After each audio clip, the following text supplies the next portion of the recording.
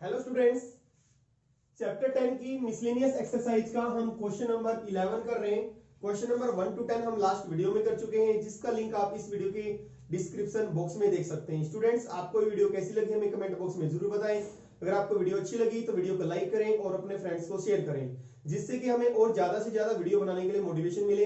अगर आप इस चैनल पर न्यू हैं तो चैनल को सब्सक्राइब कर बेल आइकन पर प्रेस करें, जिससे कि आपको आने वाली वीडियो की नोटिफिकेशन मिलती रहे। तो देखिए क्वेश्चन नंबर 11 में क्या करना है। Show that the direction cosines of a vector equally inclined to the axis OX, OY and OZ are। हमें क्या शो करना है कि डायरेक्शन कोसाइन, किसी भी वेक्टर के डायरेक्शन कोसाइन ये होंगे, और जो वेक्टर है इक्वली इंक्लाइंड है। इक्वली इंक्लाइंड का मतलब है एक्स एक्सिस के साथ जितना एंगल बना रहा है उतना ही वाई एक्सिस के साथ एंगल बना रहा है, उतना ही जेड एक्सिस के साथ एंगल बना रहा है। देखिए कैसे प्रूव करेंगे। मान लेते हैं हम, लेट द वेक्टर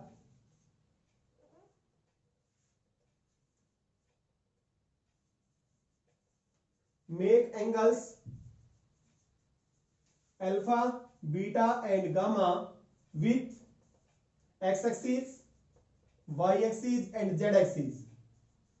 मान लिया हमने कि vector X axis, Y axis और जेड एक्सिस के साथ एंगल बना रहा है अल्फा, बीटा, गामा। तो हमें ये तीनों क्या है, इक्वल है, गिवन। क्यों? क्योंकि जो वेक्टर है इक्वली इंक्लाइंड है, तीनों एंगल इक्वल होंगे। तो इसका मतलब कोस अल्फा किसके इक्वल होगा, कोस बीटा के कोस गामा। और आपको पता है कोस अल्फा किसके इक्वल होता है, एल के इक्वल होता है, और कोस बीटा एम के इक्वल होता है, कोस गामा एन के। यानी कि तीनों डायरेक्शन कोसाइंस क्या होंगी, सेम होंगी। But we know L square plus M square plus N square 1 होता है। तो दिस इंप्लाइज m क्या है हमारा, l है वो भी, और n भी l है, तीनों इक्वल है। तो this implies 3l square equal to 1। तो यहां से हमारा l आ जाएगा, जो l होगा वही m होगा, वही n की वैल्यू होगी।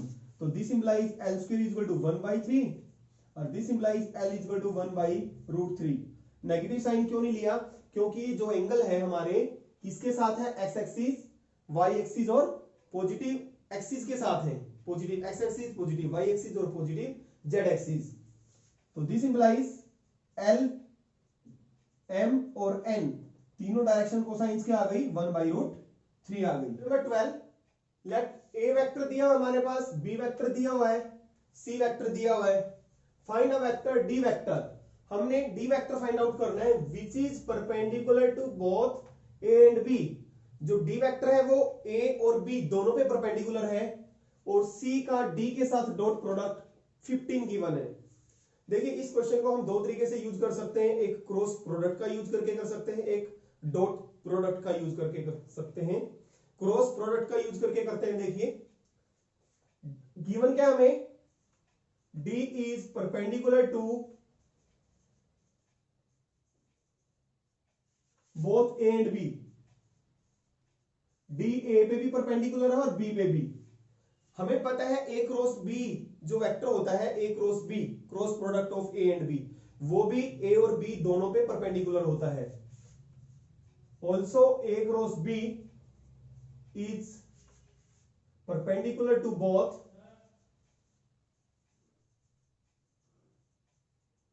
Vector a and b. अब ए क्रॉस बी भी ए और बी दोनों पे परपेंडिकुलर है, डी भी दोनों पे परपेंडिकुलर है। इसका मतलब डी और ए क्रॉस बी दोनों वेक्टर आपस में क्या होंगे, पैरेलल होंगे, क्योंकि डी भी ए और बी दोनों पे परपेंडिकुलर है, और ए क्रॉस बी भी क्या है, ए और बी पे परपेंडिकुलर है। जैसे देखिए ये हमने, ये वेक्टर है हमारा ए और ये वेक्टर है हमारा बी। ये है हमारा वेक्टर ए क्रॉस बी,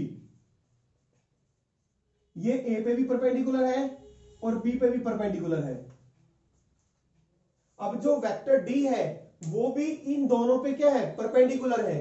अब जो वेक्टर डी होगा ए और बी पे परपेंडिकुलर, या तो उसकी डायरेक्शन ए क्रॉस बी के अलोंग होगी या डाउनवर्ड डायरेक्शन होगी। क्या होगी, डाउनवर्ड। अगर डाउनवर्ड डायरेक्शन होगी तब भी ए क्रॉस बी के क्या होगा, पैरेलल होगा। अगर अपवर्ड डायरेक्शन होगी डी की तब भी d and a cross b तब भी क्या होंगे, पैरेलल होंगे। दिस इंप्लाइज वेक्टर जो डी है ए क्रॉस बी के क्या होगा, पैरेलल होगा। और दो वेक्टर अगर पैरेलल होते हैं तो एक वेक्टर दूसरे का स्केलर मल्टीपल होता है। तो vector d is equal to lambda a cross b. बस आपने यहां तक है प्रॉब्लम, इसके बाद सिर्फ कैलकुलेशन है। यहां तक अगर आपने थोड़ा ध्यान दे लिया तो उसके बाद नॉर्मल क्वेश्चन है, आसान है बहुत। तो lambda is scalar, where lambda is some scalar, तो डी वेक्टर हमने निकालना है, तो हम ए और बी का क्रॉस प्रोडक्ट निकालेंगे लैम्डा। ए और बी का कैसे निकालते हैं, डिटरमिनेंट आई जे के लिखा है यहां पे। ए के स्केलर कंपोनेंट्स, ए के देखिए 1 4 2 और बी के लिखेंगे 3 -2 7। लैम्डा आई एक्सपेंडिंग अलोंग R1, एक्सपेंड करेंगे 7 4 28, 28 + 4 माइनस जे। अब सेकंड कॉलम जे की कॉलम और रो को छिपा लेंगे 7 3 दूनी 6 और प्लस के। अब के वाले कॉलम को रो को छिपाएंगे तो -2 4 3 12 -12। तो ये हमारे पास क्या आ गया, दिस इज लैम्डा 32 आई और माइनस जे कैप -14 के। अब ये हमारा डी वेक्टर आ गया, दिस इंप्लाइज डी जो वेक्टर आ गया हमारा लैम्डा 32 आई कैप माइनस जे -14 के। अब इसमें निकालना क्या है, हमें लैम्डा निकालना। लैम्डा की वैल्यू निकालने के बाद हमारा क्या आ जाएगा, डी वेक्टर आ जाएगा। अब देखिए आगे क्या गिवन है, सी और डी का डॉट 15 गिवन है, इसको रख कर देते हैं। सी के साथ डॉट 15 गिवन है। सी वेक्टर क्या है हमारा, देखिए 2i - j + 4k और डी है हमारा ये, यानी कि इसके साथ लैम्डा 32i - j -14k, इसके साथ डॉट प्रोडक्ट सी के साथ 2i - j + 4k कितना है 15। अब लैम्डा तो कांस्टेंट है और डॉट प्रोडक्ट सिर्फ इनके बीच में होगा, इस वेक्टर और इसके बीच में। 32 को 2 से मल्टीप्लाई किया 64 और प्लस 1 -14 को 4 से किया -56। तो दिस इज इक्वल टू 15 65 65 में 56 9 लैम्डा इक्वल टू 15। तो लैम्डा कितना आ गया 15/9, यानी कि लैम्डा आ गया हमारा 3 से कट जाएगा 5/3। ये लैम्डा की वैल्यू इसमें डाल दो, हमारा डी वेक्टर आ गया। इसको इक्वेशन 1 का नाम दे दे, put lambda is equal to 5/3 in equation first. तो दिस इंप्लाइज जो डी वेक्टर आ गया हमारा 5/3 32 आई कैप -j -14। मल्टीप्लाई करना चाहो तो आप मल्टीप्लाई कर सकते हैं। 32 को 5 से मल्टीप्लाई किया 160 160/3 -5/3 j -70/3 के। ये आ गया हमारा डी वेक्टर।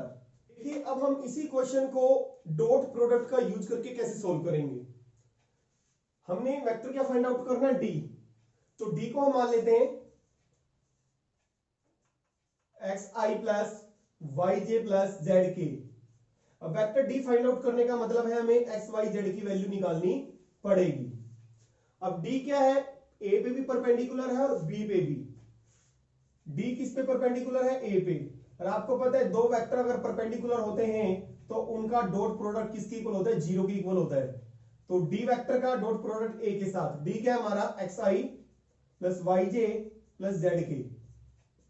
ए के साथ डॉट प्रोडक्ट ए है हमारा i + 4j + 2k = 0।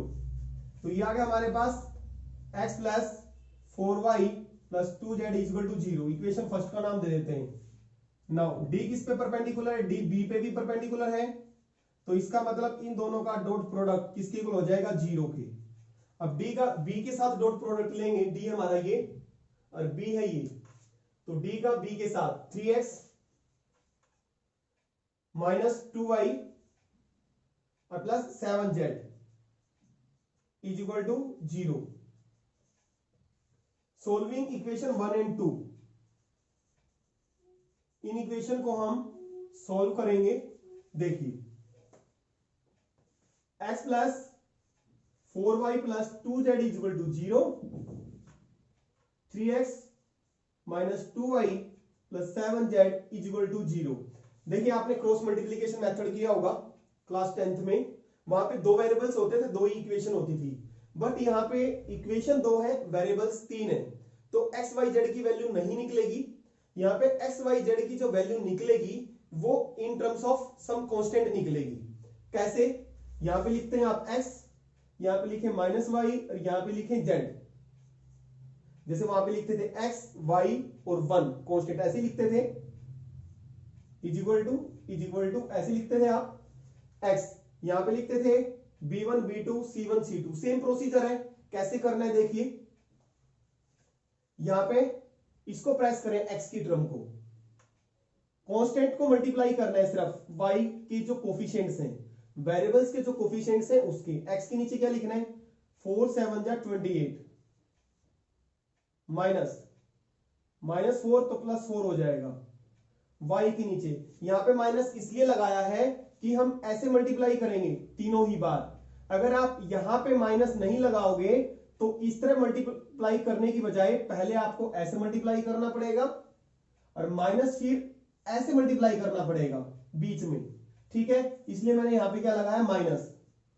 अब y वाली टर्म को प्रेस कर ले, छिपा लिया, तो क्या x का कोफिशिएंट 1 है, 1 को 7 से मल्टीप्लाई किया 7 माइनस 3 2 जा 6, जेड के नीचे जेड को छिपा लिया, इस तरह से मल्टीप्लाई, पहले ऐसे और फिर माइनस फिर ऐसे, जेड को छिपाया -2 4 3 12 -12 implies x by 32 minus y by 1 equal to z by -2 -12 -14। तीनों रेशियो इक्वल है, हमने इसको लैम्डा की इक्वल मान लिया, लैम्डा से का मतलब मान लिया हमने।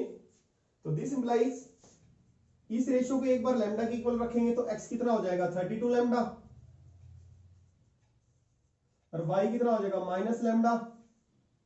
इसको इसकी इक्वल रखेंगे और इसको इसकी इक्वल रखेंगे तो z हो जाएगा -14 लैम्डा। अब आगे कुछ और भी गिवन है, हमें एक्स वाई जेड की वैल्यू निकालनी है। इसके लिए मुझे किसकी वैल्यू निकालनी पड़ेगी, लैम्डा की वैल्यू निकालनी पड़ेगी। तो और भी कुछ गिवन है हमें, सी डॉट डी कितना है, 15 गिवन है। सी का डी के साथ डॉट प्रोडक्ट, सी ये है और डी ये है, इसके साथ डॉट लेंगे तो क्या आ जाएगा, 2x minus y plus 4z equal to 15। Put values of x y and z।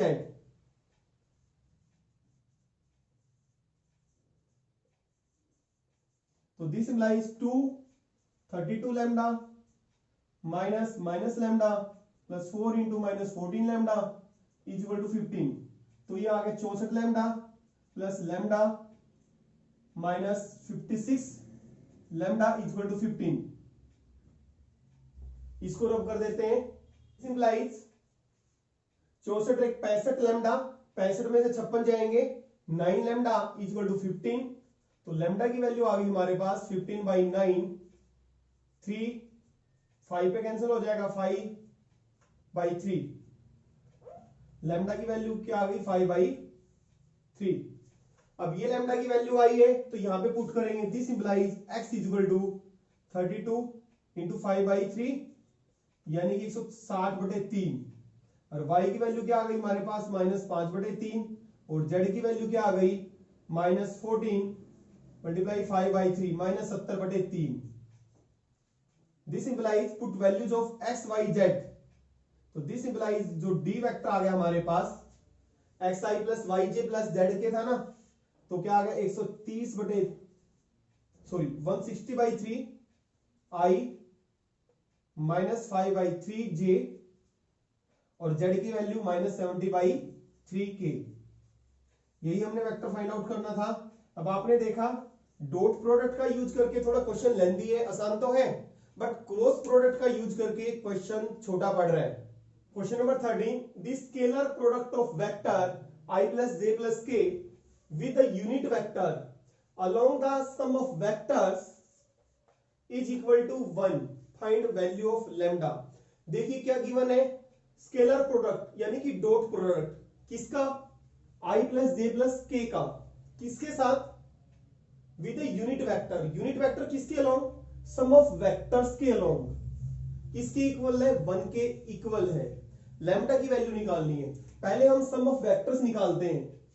Late ए मान लिया हमने vector 2i plus 4j minus 5k, और बी मान लिया हमने lambda i plus 2j plus 3k।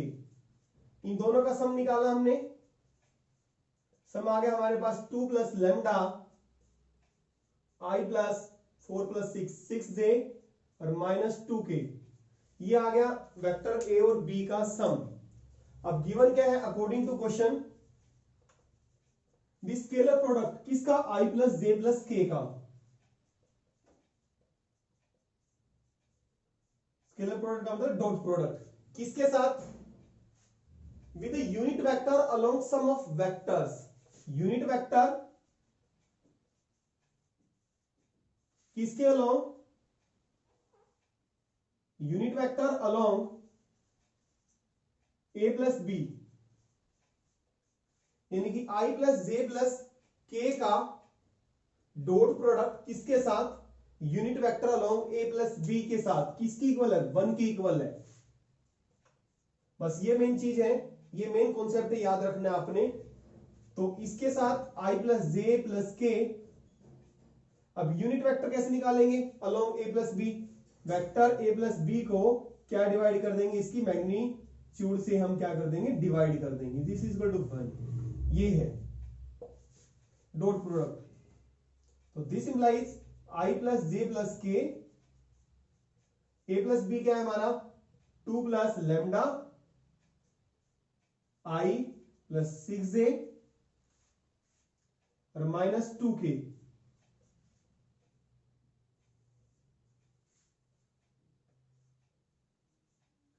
और मैग्नीट्यूड a प्लस बी की 2 plus lambda की स्क्वायर प्लस 6 का स्क्वायर 36 और माइनस 2 का square 4 under the square root, किसके इक्वल, 1 के इक्वल। इसका इसके साथ डॉट प्रोडक्ट लेंगे, डॉट प्रोडक्ट लेंगे, कोरेस्पोंडिंग कंपोनेंट्स क्या हो जाएंगे, मल्टीप्लाई हो जाएंगे। इसका इसके साथ 2 प्लस लैम्डा आया plus 6 minus 2 divide by square root of 2 की स्क्वायर 4 हो गया और प्लस लैम्डा की स्क्वायर 2ab, तो 4 लैम्डा और प्लस 36 प्लस 4, तो ये आएगा मल्टीप्लाई करोगे तो लैम्डा की स्क्वायर प्लस यहाँ के lambda square plus 4 lambda plus 36 4 40 और 4 44, दिस इज इक्वल टू 1। यहां से लैम्डा की वैल्यू बड़े आसानी से आ जाएगी। लैम्डा की वैल्यू तो 2 से तो 2 कट गया, क्या बचा, लैम्डा प्लस 6 बचा, ये उधर चला जाएगा क्रॉस होके, तो क्या आ गया, lambda square plus 4 lambda plus 44। Squaring on both sides, squaring on both sides किया हमने, तो इधर स्क्वेयर हो गया और उधर स्क्वेयरिंग करेंगे तो स्क्वेयर से स्क्वेयर रूट कट जाएगा, तो lambda square plus 4 lambda plus 44 आ जाएगा। तो a प्लस बी की होल स्क्वायर का फॉर्मूला लगाएंगे, a की स्क्वायर प्लस b की स्क्वायर प्लस 2ab, तो lambda square plus 4 lambda plus 44, तो लैम्डा स्क्वायर से लैम्डा स्क्वायर कट गया, 12 लैम्डा है और 4 लैम्डा को हम इधर ले आएंगे और 44 माइनस 36, ये आ गया हमारा 8 lambda is equal to 8। This implies lambda is equal to 1। Question 14, if vector a b and c are mutually perpendicular vectors, vector a b और c आपस में एक दूसरे पे परपेंडिकुलर हैं, ईच ऑफ इक्वल मैग्नीट्यूड, तीनों की मैग्नीट्यूड क्या है, बराबर है, show that vector a plus B plus C, हमें ये शो करना है जो ये वेक्टर है a प्लस बी प्लस सी, ये इक्वली इंक्लाइंड है a b एंड c पे। इक्वली इंक्लाइंड का मतलब है a प्लस बी प्लस सी, जितना एंगल a के साथ बनाता है उतना ही एंगल b के साथ और उतना ही एंगल c के साथ बनाता है, ये हमें शो करना है। गिवन क्या है, तीनों की मैग्नीट्यूड इक्वल है, यानी कि वेक्टर a की मैग्नीट्यूड, b की मैग्नीट्यूड और c की मैग्नीट्यूड, तीनों की मैग्नीट्यूड क्या है, इक्वल है। इसको हमने लैम्डा मान लिया कि तीनों की मैग्नीट्यूड किसके बराबर है, लैम्डा के बराबर है। अब तीनों म्यूचुअली परपेंडिकुलर हैं, vector a b and c are mutually perpendicular vectors. तो दिस इंप्लाइज म्यूचुअली परपेंडिकुलर है, इसका मतलब ए बी पे परपेंडिकुलर है, बी सी पे है, और ए और सी भी आपस में परपेंडिकुलर हैं। तो ए और बी परपेंडिकुलर होंगे तो इसका मतलब ए वेक्टर का बी के साथ डॉट जीरो होगा, बी का सी के साथ डॉट जीरो होगा। अगर सी और ए आपस में परपेंडिकुलर होंगे, ए का सी के साथ डॉट जीरो होगा। अब हमें शो करना है ये वेक्टर ए के साथ जितना एंगल बना रहा है उतना ही बी के साथ, उतना सी के साथ। लेट ए प्लस बी प्लस सी मेक एंगल्स, मान लिया ये vector make angles theta one मान लेते हैं हम, theta one, theta two and theta three with vector a b and C respectively. A plus B plus C vector A के साथ theta one angle बना रहे हैं, ये एंगल सॉरी ये vector A plus B plus C B के साथ theta two angle बना रहा है, और सी वेक्टर के साथ थीटा थ्री एंगल बना रहा है। तो हमें क्या शो करना है कि तीनों एंगल्स क्या हैं, इक्वल है। यही तो हमें शो करना है। कैसे करेंगे? कोस थीटा वन, पहले हम क्या निकाल रहे हैं, कोस थीटा वन। किसी भी कोस थीटा को दो वेक्टर के बीच में अगर एंगल है ए और बी के बीच में, थीटा अगर हमारा एंगल है ए और बी के बीच में, तो कोस थीटा कैसे निकालते हैं? दोनों वेक्टर ए डॉट बी और वेक्टर ए की मैग्नीट्यूड वेक्टर बी की मैग्नीट्यूड ऐसे निकालते हैं। और जो हमारा थीटा वन एंगल है किसके बीच में है? ए और ए प्लस बी प्लस सी के बीच में, तो दोनों का डॉट प्रोडक्ट और नीचे ए की मैग्नीट्यूड और बी ए प्लस बी प्लस सी की मैग्नीट्यूड। देखो ये जो हमारा थीटा वन एंगल है किस किस के बीच में है? थीटा वन ए के बीच में है और ए प्लस बी प्लस सी के बीच में है। तो कोस थीटा वन किसके इक्वल हो जाएगा? इन दोनों का डॉट प्रोडक्ट और नीचे ए की मैग्नीट्यूड फिर इसकी मैग्नीट्यूड। यही तो हम ए और बी के बीच में अगर एंगल थीटा है तो कोस थीटा किसके इक्वल होता है? उन दोनों का डॉट और नीचे उनकी magnitude. This is equal to A का ए के साथ डॉट प्लस ए का बी के साथ, ए का सी के साथ, divide by magnitude A plus B plus C. A को ए से मल्टीप्लाई किया, डॉट प्रोडक्ट लिया, मैग्नीट्यूड ए स्क्वायर, और ये हो गया 0 plus 0 magnitude A plus B plus C. और 0 की लिखने की जरूरत नहीं है, एक पावर कट जाएगी। तो कोस थीटा वन क्या आ गया हमारे पास? Magnitude A by A plus B plus C, mod गए या मैग्नीट्यूड गए, तो cos theta one magnitude A किसके इक्वल है? लैम्डा के।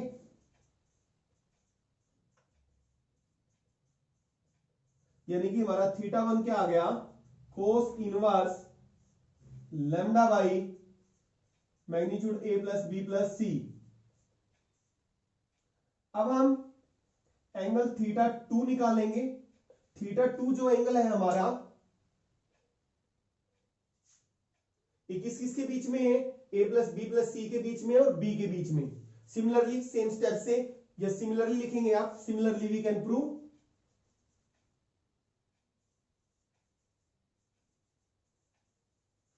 Theta two is equal to cos inverse lambda by theta two भी हमारा यही आ जाएगा, निकाल के पूरा दिखाने की जरूरत नहीं है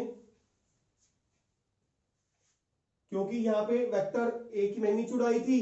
अब बी के बीच में और इसके बीच में एंगल है तो यहां पे बी की मैग्नीट्यूड आएगी, तो वही क्या है? तीनों की मैग्नीट्यूड क्या है? इक्वल है, तो वो भी लैम्डा हो जाएगा। और theta three and theta three is equal to lambda by magnitude A plus B plus C. अब तीनों देखें क्या है, थीटा 1 थीटा 2 थीटा 3, तीनों क्या है, इक्वल है। Theta 1 is equal to theta 2 is equal to theta 3। This implies the given vector is equally inclined to the vector a, b and c. Question number 15, prove that a plus b का dot a plus b के साथ magnitude a square plus magnitude b की square. हमें ये prove करना है कि ये इसके इक्वल है if and only if vector a and b are perpendicular, यानी कि ये साइड इसके इक्वल होगी if and only if a और b क्या होंगे, परपेंडिकुलर। गिवन है हमें वेक्टर a जीरो वेक्टर नहीं है और b वेक्टर भी जीरो वेक्टर नहीं है। देखिए हमें क्या प्रूव करना है कि a प्लस बी का डॉट a प्लस बी के साथ किसके इक्वल है, magnitude a square magnitude b square if and only if. ये जो सिंबल होता है ये इफ एंड ओनली इफ का होता है, और इसका मतलब होता है जो ये एरो लगाया मैंने इंप्लाइज, और जब ये एरो लगाया इधर की तरफ and implied by, if and only if का मतलब होता है इंप्लाइज, ये हो गया इंप्लाइज, और इधर की तरफ लगाया फिर and implied by, and implied by a is perpendicular to b. यानी कि इसको हमें कैसे दिखाना है, यानी कि ये साइड इसके इक्वल होगी तो हमें ये शो करना है कि ए बी पे परपेंडिकुलर होगा, यानी कि इस स्टेप से हमें ये स्टेप मिलेगा और इस स्टेप से हमें ये स्टेप मिलेगा। यानी कि ये इसके अगर इक्वल होगा तो ए बी पे परपेंडिकुलर होगा, अगर ए बी पे परपेंडिकुलर होगा तो ये इसके इक्वल होगा। ये हमें दो स्टेप में करेंगे हम इसको, देखिए कैसे करेंगे। We have a plus b, a plus b किसके इक्वल है, इसके इक्वल है, तो हम क्या दिखा देंगे, a और b परपेंडिकुलर है। देखिए a का a के साथ डॉट लेंगे,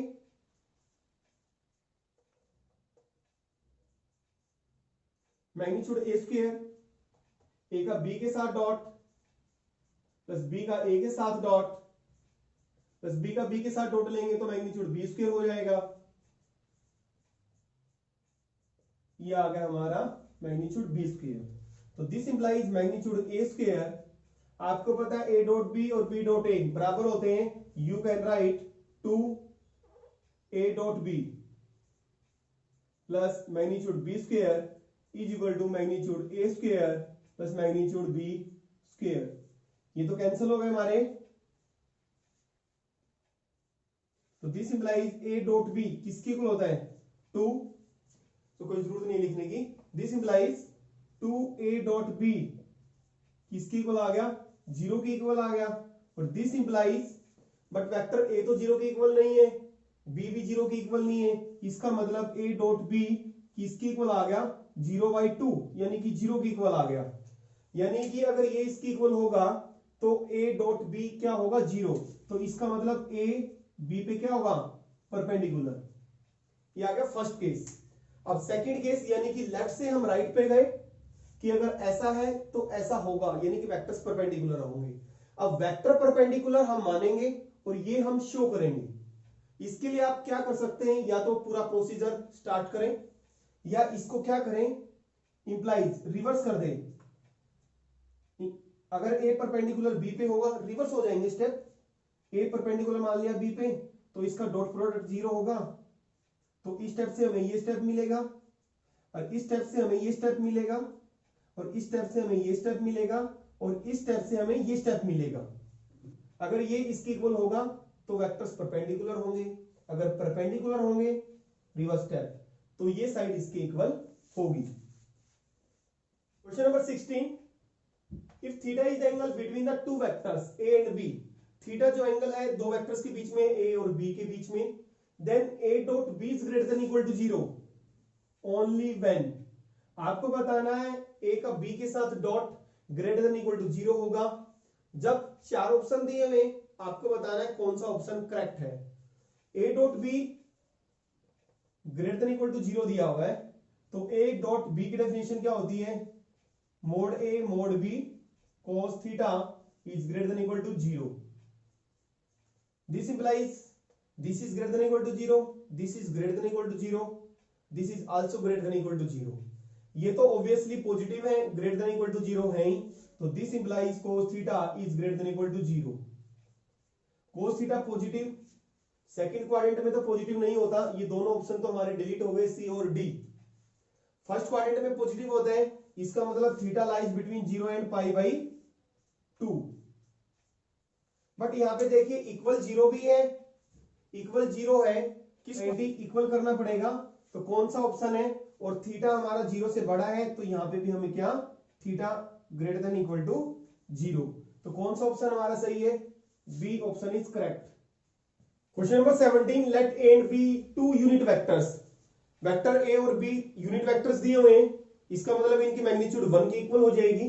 theta is the angle between them, A और बी के बीच में थीटा एंगल है. Then A plus B is a unit vector. आपको बताना है A plus B unit vector होगा कब, चार ऑप्शन दिए हुए, जब थीटा हमारा पाई बाई 4 होगा, पाई बाई 3 होगा, या पाई बाई 2 होगा, या 2 पाई बाई 3 होगा.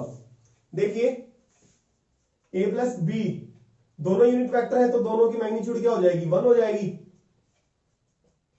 और ए प्लस बी क्या है हमारा, यूनिट वेक्टर, तो यूनिट वेक्टर है, इसकी मैग्नीट्यूड क्या हो जाएगी, 1. Since a plus B is unit vector, scaling on both sides. और इसको लिख सकते हैं ए प्लस बी का किसके साथ डॉट, ए प्लस बी के साथ. जब इसका डॉट प्रोडक्ट लेंगे हम ए का ए के साथ, तो मैग्नीट्यूड ए स्क्वायर हो जाएगा, और ए बी मैग्नीट्यूड हो जाएगा ए इंटू बी, बी इंटू ए, तो हो जाएगा हमारा ए इंटू बी, लिख देता हूं मैं, b into a equal to 1. तो ये हो गया 1 प्लस 1, और 2a भी लिख सकते हैं इसको हम, इक्वल टू 1, क्योंकि b डॉट ए आपको पता है a डॉट b ही होता है, तो 2 उधर जाके माइनस में हो जाएगा, a डॉट b. यहां पे डेफिनेशन लगाएंगे a डॉट b की, magnitude a magnitude b cos theta, उधर 1 माइनस 2, तो मैग्नीट्यूड a b कितना है, 1, cos थीटा इक्वल टू -1. तो ये आ गया हमारा cos थीटा आ गया -1/2. cos थीटा माइनस में फर्स्ट क्वाड्रेंट में नहीं होता, तो इसका मतलब थीटा 2 पाई बाई 3 बचता है. और वैसे भी आपको पता है ये किसकी एंगल की वैल्यू होती है, cos ऑफ सेकंड क्वाड्रेंट में pi minus theta pi by 3, cos theta minus pi by 3 की होती है, तो यानी कि cos 2 पाई बाई 3. तो थीटा कितना आ गया हमारा, 2 pi by 3. Option D is correct. Question number 18, the value of I dot J cross के प्लस डॉट आई क्रॉस के प्लस के डॉट आई क्रॉस जे. आपने वैल्यू बतानी है, क्या आएगी, 0 आएगी, -1 आएगी, या 1 आएगी, या 3 आएगी. देखिए आई डॉट जे क्रॉस के plus J dot I cross के प्लस के डॉट आई क्रॉस जे. देखिए जे का के साथ क्रॉस लेंगे, आपको पता है सर्कल से हम याद रखते हैं, यहां पे लिखा हमने आई, और यहां पे लिखा हमने जे, और यहां पे लिखा हमने के. इस डायरेक्शन में आई जे के. अगर हम एंटी क्लॉक वाइज डायरेक्शन में रोटेट करते हैं, आई जे के क्या है हमारे, these are the unit vectors along 3 axis, X axis, Y axis and Z axis, which are mutually perpendicular. I का जे के साथ क्रॉस लेंगे तो के आएगा, और जे का के साथ लेंगे तो आई आएगा. अगर इस डायरेक्शन में रोटेट करेंगे, किसी दो का क्रॉस तीसरे के इक्वल आएगा. अगर हम इस डायरेक्शन में ना करके इस डायरेक्शन में रोटेट करेंगे उल्टा, के का जे के साथ माइनस आई आ जाएगा, आई का के साथ माइनस जे आ जाएगा. देखिए जे का के साथ कौन सी रोटेशन है, एंटी क्लॉक, तो क्या आ गया, आई आ गया, प्लस जे डॉट आई का के साथ कौन सी रोटेशन हो गई, उल्टी रोटेशन हो गई, क्लॉकवाइज डायरेक्शन की. तो आई का के के साथ माइनस जे प्लस के वेक्टर का डॉट प्रोडक्ट आई क्रॉस जे के, तो आई डॉट आई 1 होता है और माइनस जे का जे के साथ डॉट लेंगे, ये कांस्टेंट तो बाहर आ जाएगा, माइनस जे का जे के साथ डॉट लेंगे 1 और के का के के साथ डॉट लेंगे 1, तो क्या आ गया 1। तो हमारा C is correct. Question number 19, if theta is the angle between any two vectors A and B, theta A और बी के बीच में एंगल है और मैग्नीट्यूड ए डॉट बी की मैग्नीट्यूड दी हुई है cross product of A and B, तो आपको थीटा बताना है कौन सा होगा। 4 ऑप्शन दिए हुए हमारे पास, देखिए मैग्नीट्यूड ए डॉट बी की किसके इक्वल दी हुई है, क्रॉस ए और बी की मैग्नीट्यूड के इक्वल। ए डॉट बी की मैग्नीट्यूड का मतलब है ए डॉट बी किसके इक्वल होता है, A magnitude B magnitude cos theta, यही होता है। ए डॉट बी की वैल्यू रख दी, A cross B, A cross magnitude A magnitude B sine theta N unit vector, इसकी मैग्नीट्यूड लेंगे तो मैग्नीट्यूड ए की, ये तो वैसे ऑब्वियसली कांस्टेंट है, मैग्नीट्यूड बी cos थीटा और this is equal to magnitude A magnitude b और साइन थीटा की भी, तीनों की मैग्नीट्यूड हो गई, इनकी तो ऑलरेडी पहले थी। और एन यूनिट वेक्टर की मैग्नीट्यूड क्या होगी, यूनिट वेक्टर है 1 हो जाएगी, तो ये कैंसिल हो गए हमारे, तो क्या आ गया cos theta is equal to mod sine theta, या you can write cos theta is equal to sine theta. cos theta को उधर लेके जाएंगे, या दोनों तरफ हमने cos थीटा से डिवाइड कर दिया, यहां पे बचा 1 और sine theta by cos theta हो गया उधर, और tan theta is equal to 1 tan की किस एंगल की वैल्यू होती है, पाई बाई 4 की, तो बी हमारा करेक्ट ऑप्शन है। तो आप इसको दिखा भी सकते हो, tan थीटा 1 किसकी वैल्यू होती है, पाई बाई 4 की, tan के पाई बाई 4 की, तो थीटा क्या आ गया पाई बाई 4।